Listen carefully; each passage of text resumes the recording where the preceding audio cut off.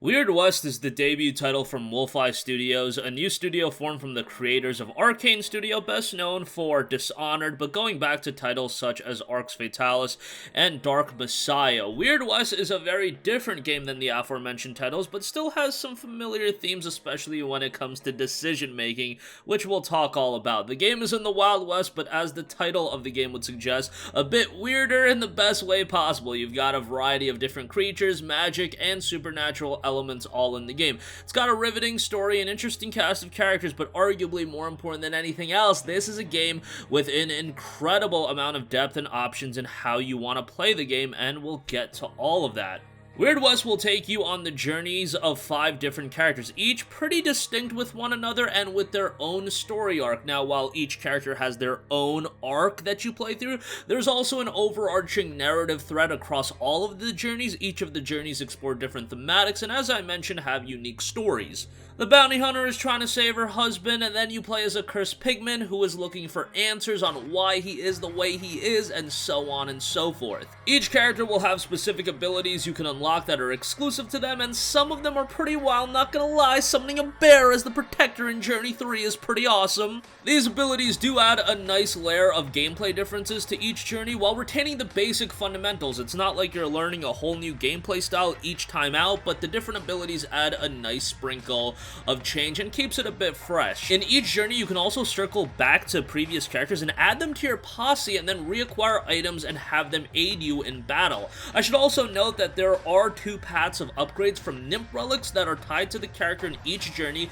This includes abilities with guns and then that character's specific abilities that are unique to them. And then you'll also have Golden Ace of Spades. These will carry from journey to journey, so how you utilize the nymph relics throughout the game are going to be quite important. Utilizing the Golden Ace of Spades, again, those carry from journey to journey. That includes things like your overall health, your bartering, so you can get discounts at shops, etc. How high you can jump, and there's a bunch of other things that actually do alter the gameplay quite a bit. And again, that's going to carry from journey to journey. One of the most notable things about this game, the whole time you will play this game, is that you're going to constantly be making decisions. That's at the heart of the game. You can immediately tell that when Wolfeye Studios was making this game, they were all about this decision making and really immersing the player and having consequences-filled decisions. From journey to journey, they're going to have impact. These could be severe, lasting consequences that greatly change the game. A lot of games these days have decision making, dialogue options, moral dilemma,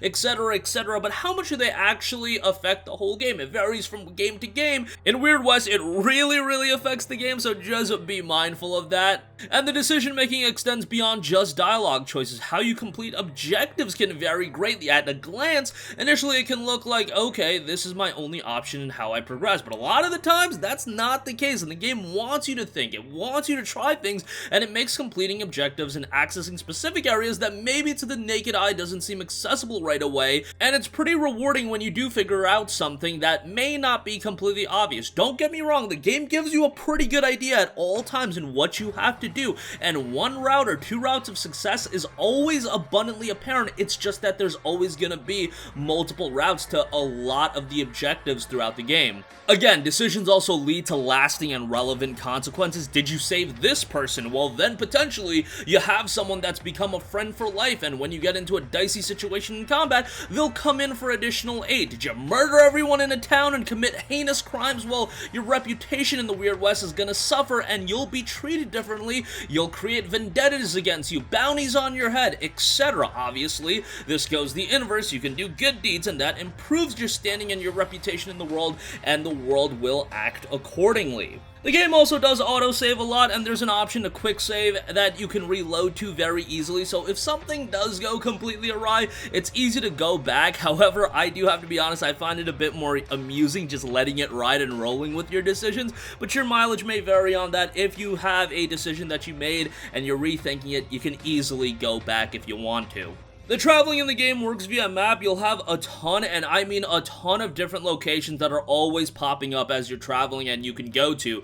You just travel by pointing and clicking on the map. You travel while traveling. There will be procedurally generated encounters. This can be enemies, potential quest opportunities, people coming for your head from a vendetta, and once you get to the locations, the areas themselves have a bit of variety. You might have to go to a dungeon. You might just have to find whatever you're looking for. After a while, it can get a bit redundant, especially with how lengthy the game is, but I also felt like every time you go into a new journey, it does a good job freshening up the locations. Even though it's all contained in this weird west, it seems like each journey does have like these specific areas that look quite a bit different and have a couple different elements to them. Decision making is obviously also incredibly relevant to the combat. You can do a full stealth playthrough, or you can go guns a-blade, rip through everything in sight and create a pool of blood in your wake. You can also fall somewhere in the middle. That's probably what a lot of people are going to end up doing. It's really up to you and how you tackle every situation. Not gonna lie, I'm an absolute degenerate and I was having fun doing crazy things. I went the route of stealth for a little while, but then I realized, yo, I can do some crazy stuff. I can climb up to a rooftop up here and start raining down dynamites and destroy everything in my path. Yeah, that was a lot of fun.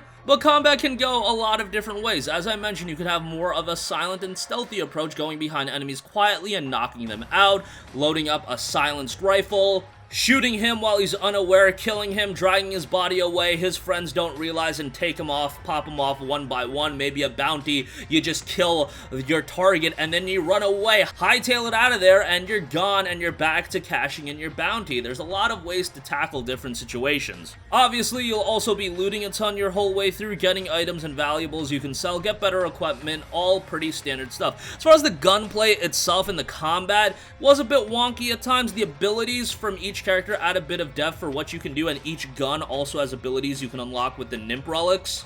Going back to square one with the Nymph Relics wasn't the greatest thing in the world, and yes, the gameplay does have a lot of depth as far as what you can do, and I really enjoy that. Like, you can play this game in a variety of different ways. The actual gunplay itself, I wasn't as hot on. It's fine, it's okay, it's just, it does get a little bit redundant. However, the various abilities you do have from each journey to journey do add a little bit of variety, but that's only going to take you so far as well. The core actual gunplay itself, the combat, that didn't really click with me as much, and I didn't find that aspect to be all that great.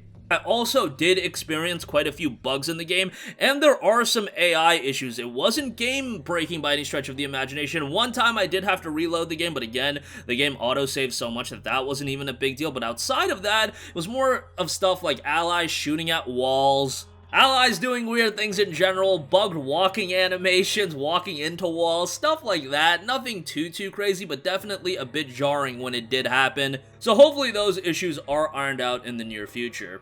Completing just the main story can run 20 to 25 hours, but there's a ton of additional content, side quests, bounties, areas to explore, items to get, and with all of the decision making and generated content, the game lends itself to being very replayable, so I wouldn't be surprised if a lot of people go back for a second or third playthrough, especially at a harder difficulty, which I played at normal, but if you're going at the hardest difficulty, it tells you exactly what's going to get harder and harder. I can imagine at the hardest difficulty, that is going to be quite a challenge given everything gets ramped up quite a bit. So I wouldn't say that's for the faint of heart, but if you want to go ahead and do that, that's probably going to be very enjoyable to a lot of people. Also, it has been noted that there's going to be content updates rolling out, so this is going to be a game that Wolfeye is going to remain rather committed to, and you can expect a slew of new content rolling out in the future after launch. I also do want to add that the soundtrack to this game is fantastic. It really adds that Western tone, but also does a good job of adding more of that melancholic and darker tone that the game is going for, so I thought it did a great job as far as that's concerned.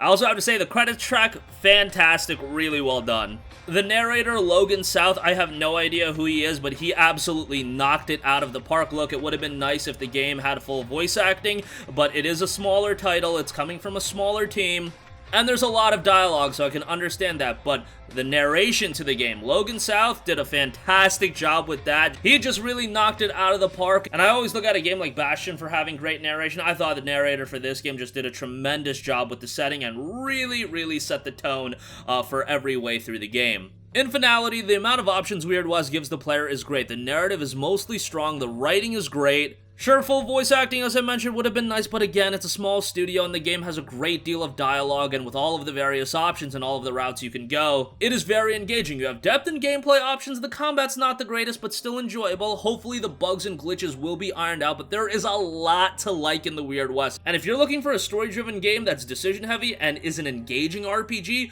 Weird West is gonna fit the bill. I initially thought the $40 price tag was a little bit pricey, however, when you play the game and you realize how much content this game has, how much replayability this game has, honestly, $40 is a very, very good price for the game. And the fact is, if you're playing on Xbox or PC, it's also included with Xbox Game Pass. My final score for Weird West is going to be an 8.5 out of 10. Again, I would easily say it's worth the $40. So go check it out if you're looking for a decision-heavy, immersive RPG. I think Weird West is going to be a title that you're going to greatly enjoy. That is going to do it for me. There's my review of Weird West. Again, a game that I would recommend if you're looking for an immersive RPG. I think you're going to find it here. So sound off with all of your thoughts in the comments section down below. As always, thank you for watching, and goodbye. Hey guys, we hope you enjoyed the video, and if you did, make sure to hit the subscribe button, and if you're already subscribed, do us a favor and hit the bell icon. This way you'll be notified whenever we post a new video. That's the best way to keep up with all of our uploads, and we usually try to upload 2 videos a day. And with the bell icon hit, you'll be notified whenever we do upload a video. As always, thanks for watching.